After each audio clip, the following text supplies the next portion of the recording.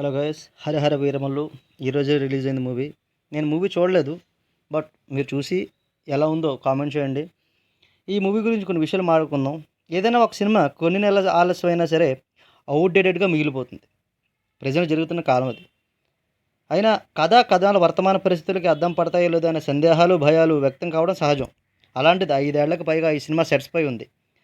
అయినా ఇదొక హిస్టారికల్ నేపథ్యంగా సాగే కథ కాబట్టి అలాంటి ఇబ్బంది ఏం కలగకపోవచ్చు. పైపచ్చు ఎక్కువగా మాట్లాడుకుంటున్న సనాతన ధర్మం, అది పవన్ కళ్యాణ్ మాటల్లోంచి. కాబట్టి ఈ మూవీ ఖచ్చితంగా రికార్డ్స్ బీట్ చేస్తుంది.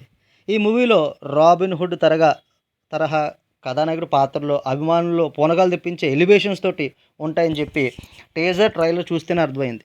ప్రేక్షకులకు బాగా కనెక్ట్ అయ్యే స్వధర్మ నేపథ్యంతో తెరకెక్కడం వల్ల ఈ సినిమాకి కలిసి వచ్చిన అంశం ఇది. ఇందులో కథ ఏమిటో కథానాయకుడు పవన్ కళ్యాణ్ కథ కొన్ని రోజులుగా జరుగుతూ వచ్చిన ప్రతి వేడుకలోనూ చెబుతూ వచ్చాడు. కథానాయకుడు కోహినూర్ కోసం ఢిల్లీ వెళ్లే క్రమంలో ఎదురయ్యే పరిస్థితులు ఇందులో కీలకంగా.